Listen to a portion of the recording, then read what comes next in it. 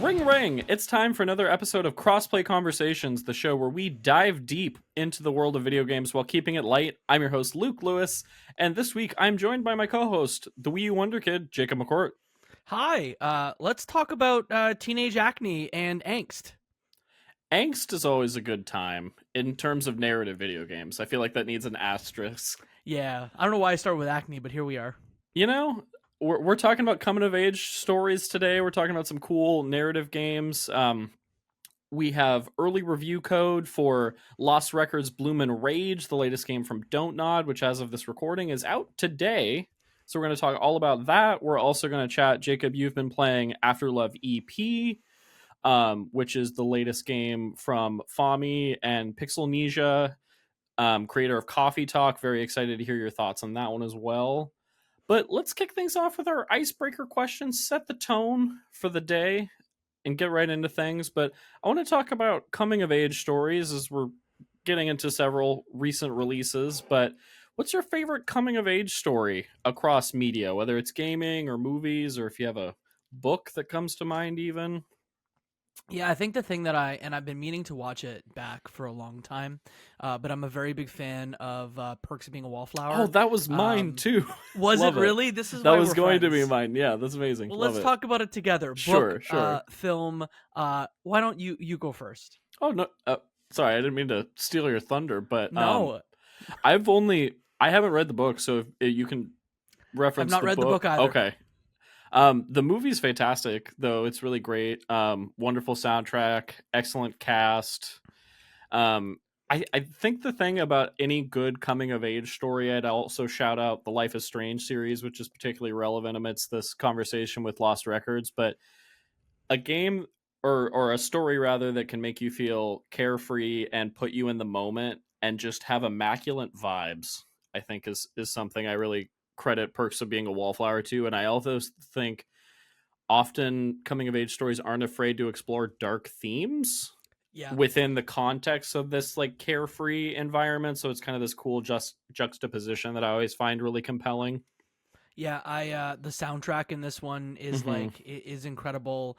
And then even the bit rolls, because I believe Melanie Linsky, who is in Yellow Jackets, played Charlie's aunt in the movie, which is sort of a very dark role for her. So even the folks who are sort of like below the line were also good. Was Emma Watson's American accent the best? It was not. I can't do a British accent. But this is a movie that I think about really often. Um, uh, yeah, it's very good. There was like an era of these coming of age stories, and it was probably because I was like, 18 to 21, somewhere in there when a lot of these came out around the early 2010s. Because there was also Spectacular Now, which I think about too. Which is like a little older. It's like I think right after high school, but it's that same sort of like coming of age vibe, and I think came out around the same time as Perks of Being a Wallflower. There's also something relatable about discovering media at that age and relating to a story where it's like, what the fuck am I doing? And if Yeah, that's the setup to the story, is like, I think we can all relate to the what the fuck am I doing with yeah. my life mindset at any age. Uh, my last one is actually one that I don't know if you've seen it or not, but have you seen The Kings of Summer? Mm-mm. That one came out around the same time. And it starred Nick Robinson, Moise Aries, who's in the Fallout show now. And it again just tells the story of kids during the summertime. It actually reminds me a lot of this because they essentially like go down to the creek and go swimming and do stuff like that. So boys, not girls, but like same vibe. Hell yeah. Would you Games is tough consider? from a coming of age like Yeah, perspective. I feel like Don't Nod kind of has it on Yeah. lock. I was Uh-huh. trying to think of other examples. There are like young adult stories, but not necessarily like I was thinking about. I'll shout out Concrete Genie any chance I get, and I feel like that's like coming of age adjacent, but hmm more leaning on the young child hmm side of hmm the spectrum. I mean, Um, Oxenfree is kind of that too, I could sort see it. of Yeah, more yeah. supernatural. What's the dinosaur music game that you like? Oh, Goodbye Volcano High. Yeah, Yeah, I would say yeah, that falls in that camp too. Okay. Maybe even a Gone Home, kind of. Yeah. Even Yeah. it's like the way the narrative is delivered to you is very different than a Hmm. typical experience, but it's like those themes, I guess. Yeah. Left Behind in The Last of Us, That's the good. DLC, That's a good sort one. of. It's tough. It's nothing really in that I've played apart from like a Life is Strange title really approaches this. And by this I mean Bloom and Rage. Well, it kind of takes that like episodic approach, or in the case of movies like Perks of Being a Wallflower, where it's like you experience like multiple seasons in a long Hmm. period of time Hmm. with a group of characters. So I think that's part of it too, of like it takes that structure Yeah. to tell that story. I've actually been in describing this game, Lost Records Bloom and Rage. Again, tape one of two out now. I explain it very closely to Yellow Jackets because it's got the dual timelines, it's got the coming of age part, and then it's got some sort of like supernatural piece to it too. And so weirdly, like that's the touchstone that I use when describing it to my like friends who game and non gamers too. Yeah, I think that's a pretty good pitch. I was thinking about Yellow Jackets a lot actually when I was playing, and that like Hmm. element of like this is so nice, isn't it? But there's something sinister that happened long ago that we Yeah. haven't talked about yet. Hmm. Hell yeah. Awesome. Any other honorable mentions or shout outs before we get into No, things? no, I Cool. think that covers it. Cool. All right, so let's jump into our main topic, our big review today. We're kicking things off with Lost Records Bloom and Rage, developed by Don't Nod Montreal, published by Don't Nod. Big shout out to Don't Nod and Sandbox Strategies for providing us both review code for checking this one out. As Jacob mentioned previously, Tape 1 is currently out on Steam, Xbox Series X and S, as well as PlayStation 5 today, and then on April 15th, Tape 2 will be coming out in a free update. So if you buy the game, that next episode will be waiting for you, or I guess tape episode, a long form Yeah, piece of content will be waiting because I for think you the come one thing that release. Yeah. when I started playing it is given Don't Nod's sort of experience with these style of games, I thought if there's two tapes, if it's two halves, maybe this will be 3 to 4 hours. hmm But it is actually a lot longer than I thought it was going to be. Yeah, it is, and we'll get into like specifics and how we feel about that. But I'm curious, just top level. We'll start spoiler free. Hmm. So, because since the game's out today, folks probably haven't had a chance to play it yet. Yeah. But what did you think of Life is, or I'm sorry, not Life is Strange. Whoops. Um, what did you think of Lost Records, Bloom and Rage? uh, I really enjoyed it. You started by saying Life is Strange, because for fans of Life is Strange, this is going to feel real comfy. What I appreciated about this story compared to some Life is Strange games is this felt very like female, felt very queer, and like just like really embodied what it's like to be one, an awkward teenager, two, trying to find your friends, and then like three, the whimsy and adventure that you can only have when you're like 16 or 17 years old. Yeah, I don't know, how absolutely. did you feel about it overall?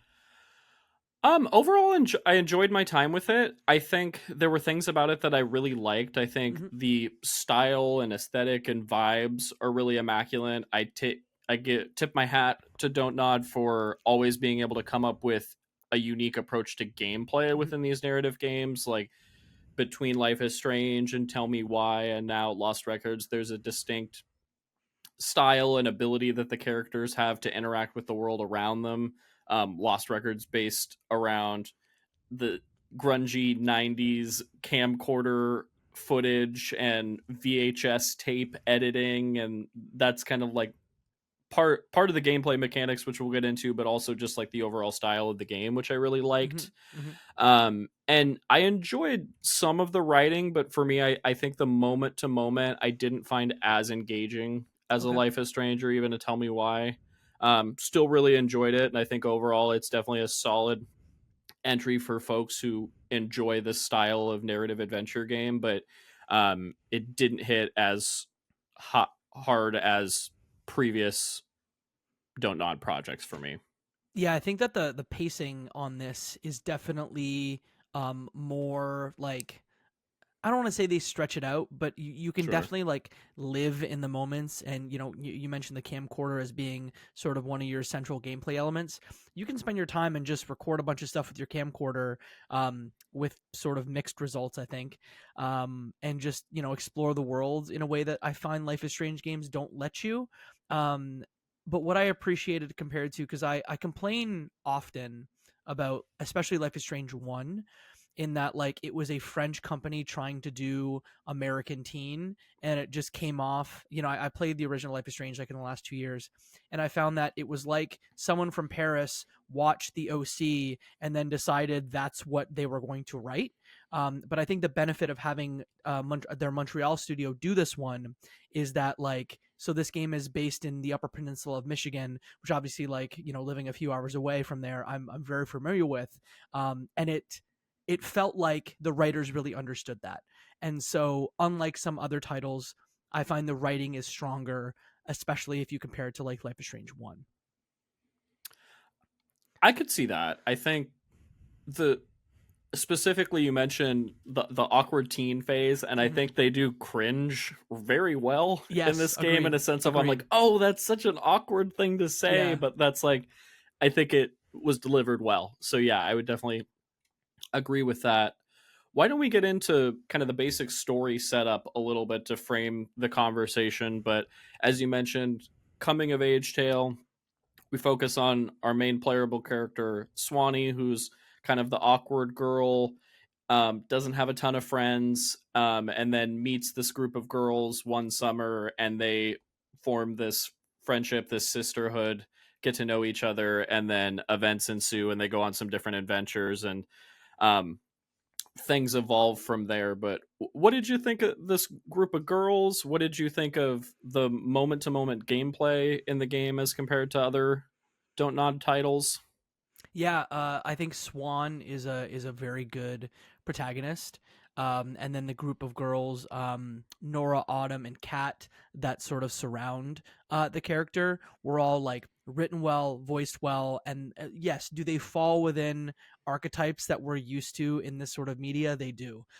We've got the awkward girl, we've got the like cool skater chick, we've got like the band girl who smokes. But honestly, and I know that this is probably in part, um, they worked with, so Don't Nod Montreal. They are still like French Canadian. They worked with two American writers. One of them being Nina Freeman, who Mm-hmm. has like done a lot of writing on like other titles. Gone Home, I believe, or sorry, Tacoma.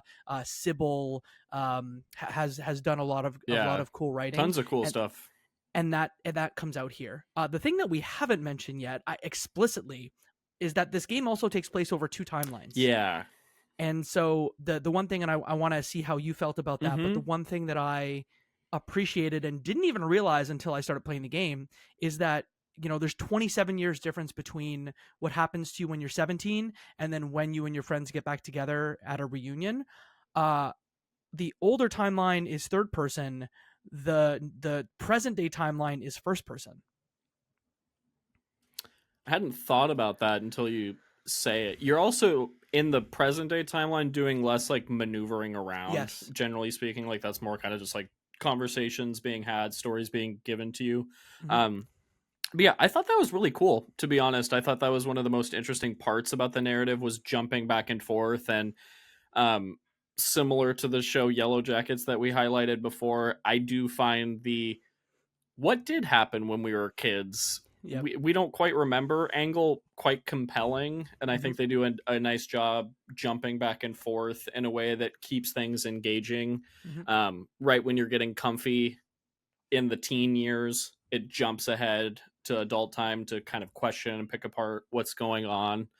um, Another part of the gameplay that we haven't mentioned specifically that I thought was pretty interesting and compared to previous donut projects is they have your relationships are constantly being measured. Mm-hmm. And then at the end of this tape, we get a highlight screen similar to previous Don't Not projects that highlight, like, oh, you made these choices, which we still get. But in this one, Yep. we also get this is the kind of status you're at with each girl in the friend group in both the past and the present. Hmm. And I thought that was quite interesting. That said, I don't know how you felt, but I didn't necessarily feel like any of my choices were altering things in a crazy extreme way. It felt a little by the numbers in terms of how I was affecting the story, but I did enjoy the story that was being told. It felt like they almost explicitly, if I think about, Telltale games and then other Life is Strange games, Mm-hmm. normally at the end of an episode, you have this, and some could say it's contrived, or some could say like it sometimes feels forced, but you have Mm-hmm. this very clear fork in the road where it is you're going to make a choice that is Yep. going to affect the entire story. This, like you said, story is more about like the micro choices that you make in a friendship. Sure. And at the end of the episode, we will not spoil it. um there is no major fork, but there's really no major fork in the entire episode, Right. which just shows me how different this is than some of Dotenod's other games in this ilk. Absolutely. And it's also it's hard to judge too. We're halfway through Hmm. this narrative arc. Like these friendship statuses we have going right now could drastically impact Hmm. how part two plays out. Like that's Hmm. very possible, and I don't like that's something Don't Nod could do. And Yep. so I want to like have an asterisk because I feel like I don't want to come off as harsh because I did Yep. enjoy the story, but I think it's hard to look at a narrative overall and say, I will say without spoiling where it ended, I found quite compelling and I am Yes. intrigued. So it definitely like had me by the end of like, okay, I'm definitely in, I'm definitely invested in the journey of these girls and then into adulthood. I definitely have a lot of questions. Again, I think what I'll do is maybe move us to spoiler light territory Sure. before we go like full spoiler. Sure. But the one thing that I noticed in the game is that you don't see Swan's face at all in the present time. Hmm. You don't even see her reflection. So 27 years later, did something happen in the game that we're not going to fully grasp until we see her face later? um I don't know. This game has left me with a lot of compelling questions that definitely, like, once April 15th comes around, like, I'm playing that thing right away. Hell yeah, definitely. All right. Well, that said, let's dig into how did you feel? We hinted at it originally, but music, visual style, overall aesthetic. How did this one hit for you? Yeah, I think that the art was great. The music was even better. I know the folks, the Bloom and Rage is actually the band that these four characters have in the summertime, and they're kind of, they're like charmingly bad at music, but like how a high school band would be. I was gonna say that it felt authentic to me Yes, in a very yes. genuine, cool way of like, oh, this isn't like professional. This is like garage band peak vibe. But Hmm. yeah, I really appreciated the amount of original music in this one, Yes. like that was specific to the game. I thought that was really cool. Yeah, and we talk about P and Dub vibes all the time on this program. I know this is Upper Peninsula. I would almost say like the Upper Peninsula of Michigan is sort of like it has PNW it adjacent. has an energy and Yeah. yeah, and then on top of the music, just the themes around VHS tapes and going Yes. to the movie palace, which is this Hmm. universe's equivalent of Blockbuster, and referencing different things and yeah, that was quite fun and just the banter and it's so fun to see like I think media in a lot of ways brings friends together and just the little conversations they have of like, oh, you love horror movies, I love horror movies, let's be best friends, a la like a Step Brothers, and it's great. Yep. I think that in like in this day will never understand how cool it was to like ride around on your bike and go to the video store and then put in a VHS and watch it. It was an Because this event, like It's an one movie event for was an sure. event. Yeah, that was your Hmm. weekend. And so like having the dichotomy of like 1995 and 2022 like Mm-hmm. together, and not only that, but this game in 2022 was written to sort of take the pandemic into Yeah. consideration, which I feel like we're now just starting to see in games where characters, at least in games that are based in the mid 2010s or mid 2020s, that they acknowledge. And Mm-hmm. there are, we live in a post-pandemic world, so just seeing masks around and sort of acknowledging that it happened was was interesting. We haven't seen it a lot yet.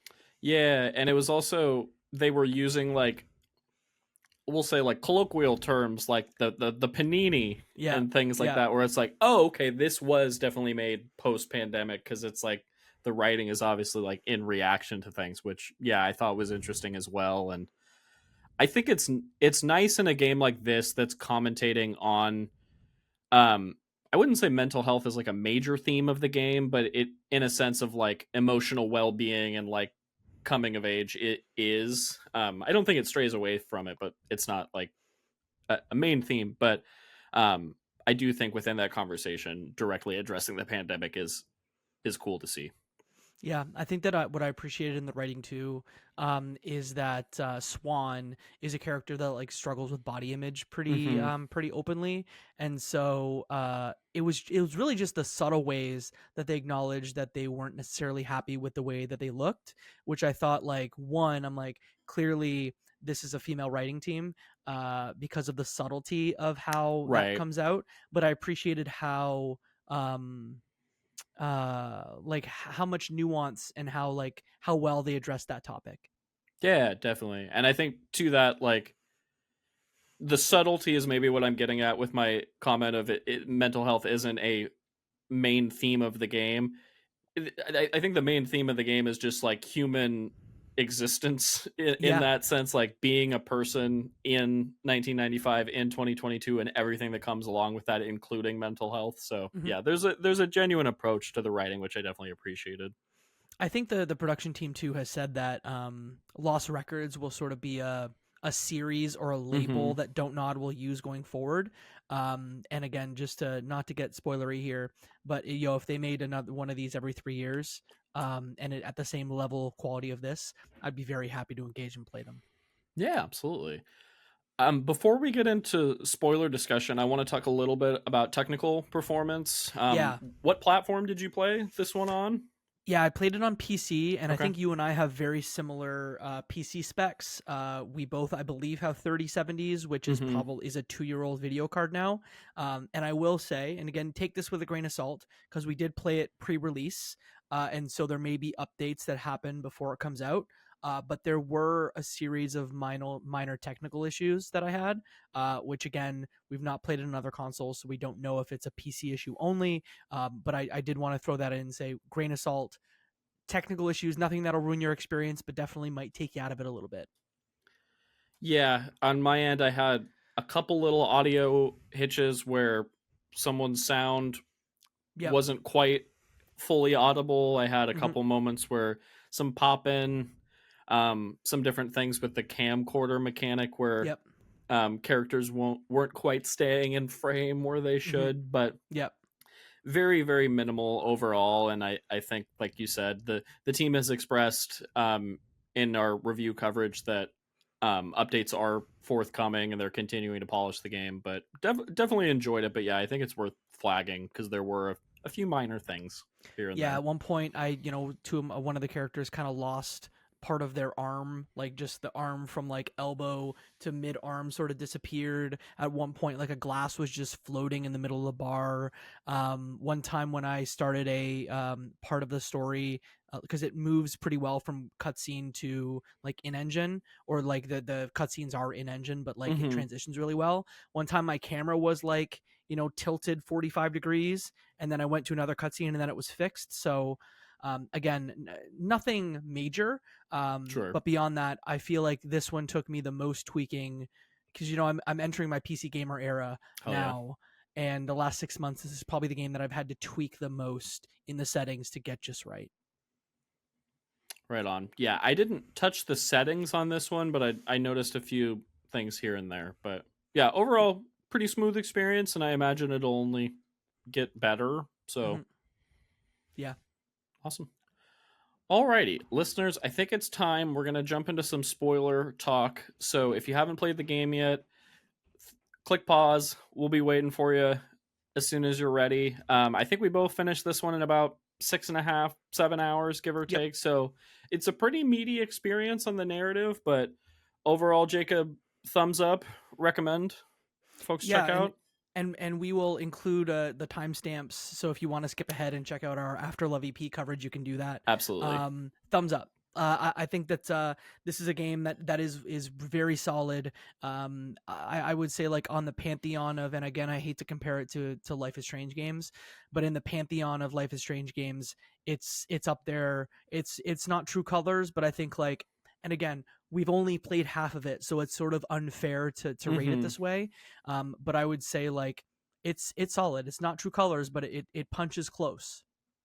Yeah, agreed. If you're looking for a narrative adventure experience and you're a fan of previous Don't Nod titles, another solid entry in a Mm-hmm. new world, which is very exciting. Yeah, and it's got that same supernatural thing to it. It's just, I Mm-hmm. don't know about you, but essentially essentially the woods are alive in some way. There's one point in the story where you discover a cabin, and this cabin has a bunch of symbols around, and there's always this like purple, almost like lava lamp type glow that affects the forest, and it shows up on the girls' faces. And at one point, there's just a giant pit that shows in the middle of the forest that you can throw things in, they disappear, and they supposedly grant wishes.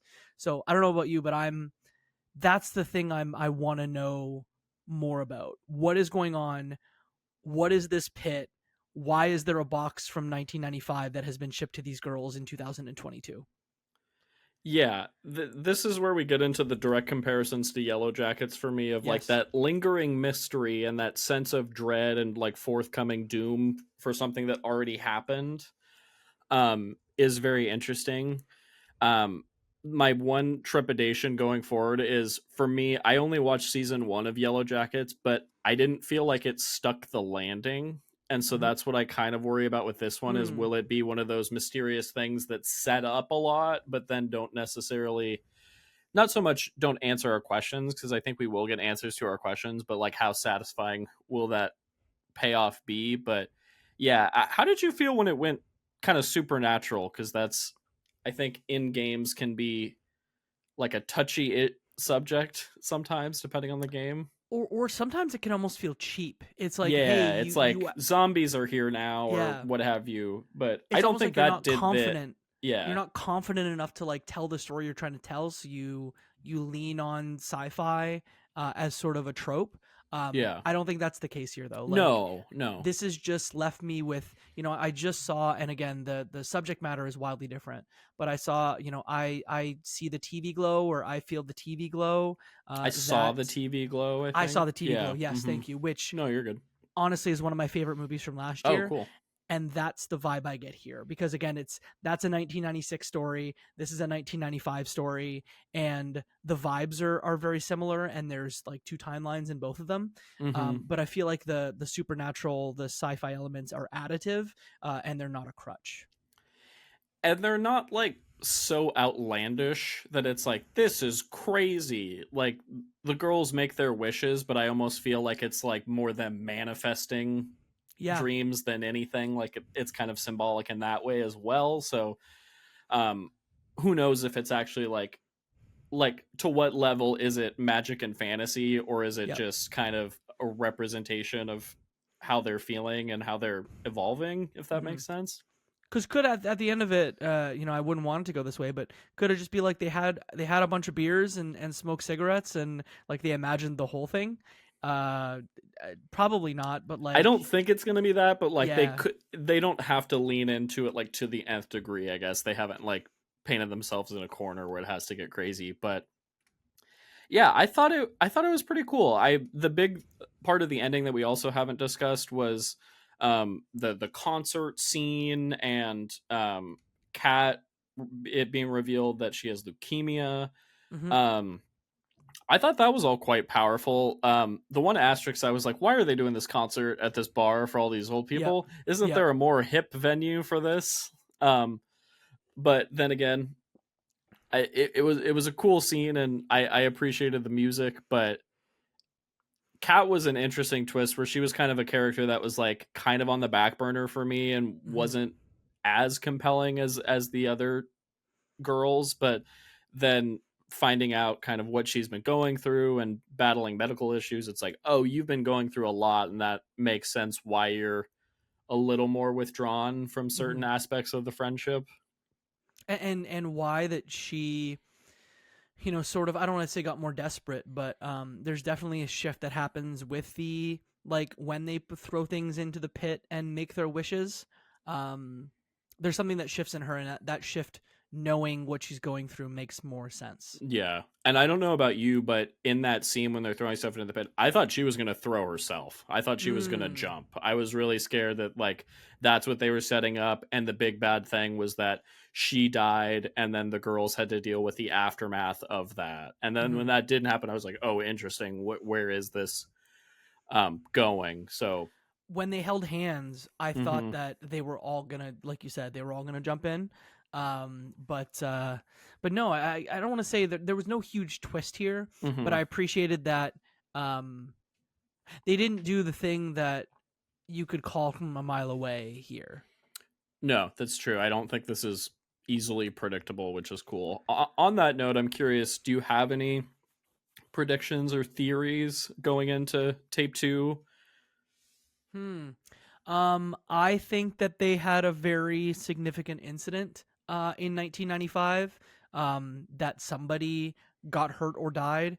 And so that's why they decided they weren't gonna be friends, or I think that the sci-fi, the pit's gonna turn against them, and Kat is either dead, or alive but not the same. And I really do think that Swan, something happened, and that's why you don't see her face in 2022. That would also add up with the, because there's the little subplot where Nora in present day is talking about how she tried to stalk them on social media, and Mm-hmm. Swan doesn't have an online presence Yep. really and is very like secluded, which tracks with her character as a young adult as well, Mm-hmm. but would kind of make sense that if something happened that she wanted to kind of go off the grid from. Yeah, I think that makes sense. I did clock immediately after they revealed that Kat had leukemia and was sick and had to be rushed to the hospital. I was like, "Oh, that's why she's not at the booth." Because the whole game I was like, "Why isn't Kat also here?" And it Mm-hmm. was interesting to me how they had Nora come like hours later into the game and how Yep. they kind of paced that, which I thought was interesting. Yeah. Um, but yeah, so I'm interested to kind of see what happens with that. I'm with you. I think something went down. I have to imagine Kat dies at some point, Mm-hmm. but I don't necessarily think that's in relation to what the girls did with the pit. But Yep. maybe it's perceived that because her sister, Kat's sister Dylan, has the whole thing where it's like I'll always blame you. So I think there's Mm-hmm. some like anger of like you didn't allow her time to rest, you didn't take Yep. care of her, you didn't know what was going on, so this is your fault. Mm-hmm. So, And there could be this wild thing that happens where Dylan is still working at the same bar, and hmm like comes in because oh, like the comes in for bartender. her shift, yeah. Yeah, the bartender talks about unreliable barbacks, once or twice in the story. So there is Mm. part of me that goes, I wonder if Dylan will come into work, and that will be sort of the plot device that gives us more context on what happened to Kat. That'd be interesting. Yeah. Because we also, the bartender's talking to the one of the regulars, and Hmm. as you're walking by a couple times in the present day, and there's the line of like, "Oh yeah, they seem like pretty nice girls, I guess," but like the girls being there after so many years is a point of conversation, and they're all like hush hush in the booth, like they can't know. So it's like Hmm. the town at large is aware of whatever happened, Yeah. which is another can of worms that I think is pretty interesting. She could have just died, like in an accident, which is part of, like, I hmm think the leukemia thing is probably a false flag, or is a red herring, in that what actually happens is maybe she jumps in the pit and is never seen again. Or there's a thousand ways they can take this, and what I appreciate is it will probably be not it probably Not won't be one of the the way that we ones think where, about it. yeah, no, I think Yeah. that's true. I need to ask you, Yeah, out of the the cast of characters, the three girls, who was your favorite? I think they were all interesting in their own right. I thought Nora was particularly interesting just in like I appreciated the multiple layers of like, Hmm. yes, you had the angsty band leader punk rock vibe, but there was more to her as you got to know her. I liked the little moments where you got to like choose who Swan called or Hmm. choose who Swan walked to the cabin with, and kind of had these extra moments with different characters. So that was how I gravitated. What did you? Who was your standout? Yeah, I think Autumn was actually my like favorite girly, but Nora was like a very close second. But at the end of the game, I got my like, how were your Yeah, I friendships? was gonna And ask, I where did wasn't you net out? I wasn't good friends with anybody, Interesting. which told me was I just being sort of a bystander or not really like opening myself up to these girls. I don't know, but I wasn't good friends with anyone. So I was in the past, I was BFFs with Nora. Yep. I was like one step above acquaintances with, I think it was new friends with Autumn, and then I was like whatever the lowest was with Kat of like we're cool. I think Mm-hmm. was the kind of the acquaintance level, and then in the present day, I was um used to be friends Mm-hmm. with Nora and then reconnected with Autumn. So I thought it was interesting that the statuses were a little different in the present day. But I'm very curious how those specifically will play out, if they affect anything at all. Mm-hmm. Yeah, same. I just, I was actually surprised to see like choices at the end, very much like a Life is Strange game, Mm-hmm. because they didn't seem as consequential deliberately, and I'm okay with it Yeah, compared to like same. a Life is Totally. Strange game. One other thing, I meant to mention this earlier, but I did think it was interesting how you had the ability to scan the environment or like look Yeah. at different people in conversations to then give yourself more dialogue options. Mm-hmm. And you still have the classic countdown timer, but then you Yep. could, if you glanced at Nora, then you had something to directly reference to Nora, or if you looked at an object in the game that was of importance, then that gave you something else to say, which I thought was kind of cool, rather than just being like, here's 6 options. It was like, well, find what's relevant to you. What are you focusing on? What are you looking at? Like there was another dimension to it that I thought was kind of cool within the genre. Yeah, and I appreciated how they tutorialized that, in that you Mm-hmm. were at the bar and you sort of had to look around to see what your drink options are, and that's just like a really good no consequence way to teach you that mechanic. Oh yeah, too, with like the look at the menus, and there's like the Yeah. table tent and then the chalkboard, and yeah, that was cool. Did And appreciate it's that. funny, the one last thing I'll say is that Swan in present day deciding that she's not drinking, also was something that I was like, I do really wonder if something happened here. But then But it's interesting you say that, because I ordered a cocktail for Swan, hmm, and then I came back and Autumn was like, "Interesting, you ordered a cocktail." So I don't know if hmm, that does anything. interesting. Okay, so maybe it doesn't matter at all. These are the kind of things that I think we'll only know after we play tape 2. Hmm. The But cool part that I didn't realize is that for PlayStation Plus fans, mm-hmm. this game is going to be available in the extra tier for Oh, PlayStation sweet. Plus. Very nice. So, I mean, just another way that you can jump into this one day one. Hell yeah. If you are a PlayStation Plus subscriber, you can do that. Awesome. Well, closing out the Lost Records discussion, I'm curious, is this a world and franchise? We hinted at it that Donut has the intent to continue this, but is this something you want to see continue? Would it be a story of these same girls, or is it more of an in-universe thing? What do you think will go down with this one? Yeah, I think if they, much like the Life is Strange games, where you can essentially summarize them by saying like teenage angst, supernatural twist. Look, if they want to do that with Lost Records, I'm down. And if the twist here is teenage angst, dual storylines, supernatural twist, good writing, Yeah, I could be down with it. I'm totally. vibing, and like beyond some minor technical issues, like, and it maybe being a little, I don't want to say long, but at times I felt like maybe there could have been some portions cut for time. Sure. I really like this. Yeah, definitely. I don't know. I just want to call something out. Hmm. There is a montage in the middle where you essentially do over like indie rock music, over like very Pacific Northwest indie music, and you just like do a bunch of shit. You like are by the fire making marshmallows, and you blow on dandelions. And I was like, I think Luke and I are gonna vibe with this big time. It was cool. It was Favorite cool. part of the That game, right scene got there. me. Yeah, favorite part of the game, to be honest. That, and then just shouting out a couple other fun moments of like when they're filming the music video in the woods and they're all walking across the log. I thought was really cool. Yep. There's a lot, or their feet are hanging off the kind of cliff edge lookout point. Like Mm-hmm. there's a lot of, this game's really beautiful, and it has a lot of beautiful moments within the journey so far. So yeah, I would definitely be down for for more games within this universe. And I like to see Don't Nod just flexing a little bit and trying something new, trying a new gameplay angle. I remember coming off of Tell Me Why when Claire and I reviewed that one on Lukewarm Games. Like, we were just really impressed with a different take on this style of game. Mhm. So keep them coming. I'm in. And look, I appreciate that some of these girls, like, again, are queer folks kind of figuring out themselves. To see Nora almost go through that, ask a lot of questions, and then you realize later, like, yeah, she's married to a woman, they have kids, like, that's rad. Yeah, I absolutely. That love seeing full that, more of that. circle. Yeah. Yeah. Well, and I think it's cool to one thing we touched on lightly to that. It's cool to see a full circle like life arc for some of these Hmm. characters. Like playing a Life is Strange game, I'd love to see how these characters end up 30 years from now. Like that's a very compelling angle. So well Hmm. done. Hell yeah. All right, let's get into another narrative game that you've been playing, Jacob. You've been checking out Afterlove EP, which I've been really looking forward to. This one's from developed by Pixelnesia, published by Fellow Traveler. Tell us about it. Yeah, so again, shout out to Fellow Traveler for sending me a code for this one to check out.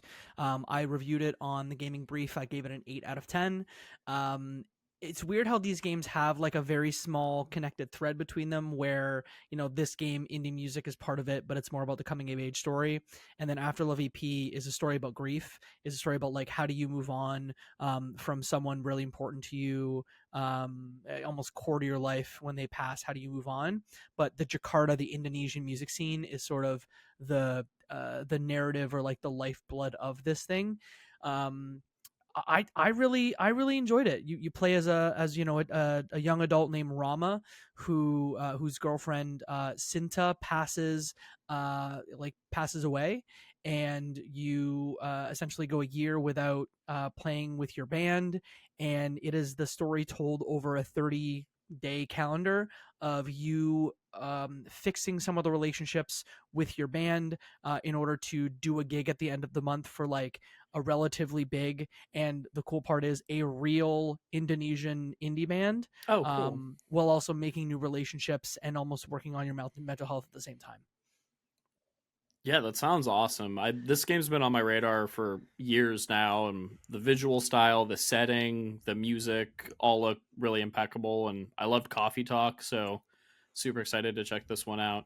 How did the rhythm game element specifically incorporated in? As someone who enjoyed, we mentioned Goodbye Volcano High earlier. I think that game did a really nice job of integrating different gameplay elements with rhythm into the narrative experience. How did you feel after Love EP did with Yeah, that? so there's two pieces of this game, as you Mm-hmm. mentioned. There's the like narrative, almost visual novel piece, but this game almost if you've played A Space for the Unbound, Mm-hmm. gameplay wise, it is very similar to Space for the Okay. Unbound, where Coffee Talk is more like you don't move around, the story sort of just happens at you, whereas this, you decide, there's some very light choice elements, and where you can decide like, hey, am I going to go talk to my therapist today, or am I going to talk to a potential romantic interest, or am I going to talk to my bandmates? You can kind of choose, but the map is very limited. There's like 5 spaces that you can go around or whatever. The rhythm game, which you mentioned, the music is done. So there's a 7 original tracks done by Laufa Alpha, which is a well-known, Indonesian indie band that's been doing it for like almost 20 years now. So they wrote 7 original tracks, and the original music is so good, even though like Awesome. I obviously don't speak Indonesian. They do translate it in English for you on screen, and it very much like there's a Canadian touchstone. There will be 2 people that will yell and scream when I say this, but like it was very Radio Free Roscoe esque. If you've Okay. watched that show, that's the vibe weirdly I got. But the rhythm game stuff is simple. There's a target in the middle, and there are button prompts that come from both sides in rhythm with the music. And yes, can you get a good, bad, perfect? But there's really like no scoring, so it's like you could do poorly and still make your way through. Awesome. Well, that sounds great. There's also Yeah. an element of the game where you can busk, so you can do busking, Ooh. Okay. and that's more about creating poetry. So like you'll essentially have a choice of 2 or 3 different prompts where you'll sing a song out in public, and then you get to choose like how you want to sing it. and really Mm-hmm. that is almost like the character, another form of therapy for the character in dealing with Cinta's death. The thing I didn't mention is Cinta uh, obviously has passed for a year, but she still remains as sort of a shadow or a voice in your head that almost is your voice of reason. And Cinta is the only voiced character in the game. Oh, interesting. Okay. Yeah, and the voice acting was good. Nice. Mm-hmm. Well, that sounds great. I'm super excited to check this one out. About how long was your playthrough? This one's about the same length as Okay. the tape one of Lost Records Bloom and Cool. Rage. I think it took me 7 hours and 10 minutes to make my way through. Right on. And I appreciated it. Hey, is there a lot of choice? Are some of the events not consequential? Sure. But I think the character narratives were good, and the way Mm-hmm. again that we dealt with mental health in this one. One of the characters is a mental health professional that tries to help you through what you're going through. And it was just seeing that, and again, the LGBTQ writing is also really good here. So Hell yeah. vibes good on this one. Excellent. We love to hear it. We love to hear it. Mhm. Any closing thoughts for Afterlove that we haven't touched on? No, I think that I appreciated the writing on this one. Go into it, expecting that you're getting rhythm game elements as a treat. It is definitely not the core of the game, but you build up to this really nice moment of the concert that you deliver on the last day of the month, and it's just a cool game. So if you liked Coffee Talk, if you like Space for the Unbound, I know that our friends at Toge and the folks making games, because I know that like Toge is connected to this, obviously. Like, so if you like, it is not a Toge game, but if you Mm-hmm. like games made by Toge Productions, you will like, or published by Toge or published by Quartz Worldwide, you will enjoy your time with Afterlove EP. Gotcha. That's awesome. All right. And as of this recording, this one is available now. It came out on Valentine's Day. Folks can check it out on Steam, Switch, PlayStation 5, and Xbox. So plenty of places to play. Amazing. Liked it. Lots of good narrative experiences. Get back, sit back, enjoy a good story, everybody. It's a good time. The vibes are chef's kiss. Yes, they are. Amazing. All right, Jacob, I think that brings us to a close. Any good of the order? Any things to plug on your end? No, I think that I will have published the written review for Afterlive EP. So if you're curious, please give that a read. And then our friends at 61 Indie, Mike Towndrow actually unretired from games writing to make a written review of this one as well. And given that they've done the Mohammed Fahmy Storyteller Award at the Indie Game Awards, I think that we'll include links to both of those reviews because I think that Yeah, they're both absolutely. quite good. And then we've got four things now at the end of the episode, Luke. So I'll throw that in the doc here, but I wanted to tell you that we have four things now to tell people to do. We sure do. Those four things, folks. If you could give us a follow on BlueSky at Crossplay Convos to keep up to date on the show. The second new additional thing, if you could subscribe to our YouTube channel, also at Crossplay Convos, it would be a big help. We previously didn't have a video version of our podcasts, but when we launched Crossplay, we made it a pillar of our content, and I'm really proud of what we've put out up there. I think quality stuff, fun thumbnails, good vibes. So if you want to Luke, your see, thumbnails are OP now. I appreciate you and the positive vibes on the thumbnail so much. I spend a lot of time debating what to do for the thumbnail, so I appreciate it. But if you want to see our silly faces as we talk about games, find hidden Easter eggs in Jacob's background, what has been added to the shelf between Yeah. episodes, it's a fun time. So highly recommend folks check that out. We can link it in the show description as well. As always, send this podcast to a friend because that's how people hear about podcasts, and give us a review on your podcast platform of choice because it really, really does help. But one last thing, Mr. McCourt. Luke, anything that you want to plug, and then do you want to tell folks when they'll expect to hear from us next? Sure. I would just shout out our last few episodes. I think we've been firing on all cylinders here in 2025. You have the awesome Citizen Sleeper 2 review with friend of the show, Adam Gumbert. We had our most anticipated indie games of 2025 with Kate and Emily from No Small Games, which was stellar an show. awesome episode. We highlighted like 25 games that have, some of them have released, most of them are coming out. later this year. Tons of cool stuff to keep an eye on. And then this episode, so we've got some exciting reviews coming up, but specifically we have a really exciting interview coming up, which our next episode, since we've had just a deluge of good content, we're going to take a little breather, and we'll be coming back to you on March 4th with our next episode. So still hitting our bi-weekly thing, but since we've had essentially 5 episodes in 5 weeks, which is not our typical cadence, we're going to take a little breather and come back stronger and better than ever. Love it. Amazing. All right, everybody. I think that's it for us, but rock on, gamers. Play some narrative games. Goodbye. Goodbye.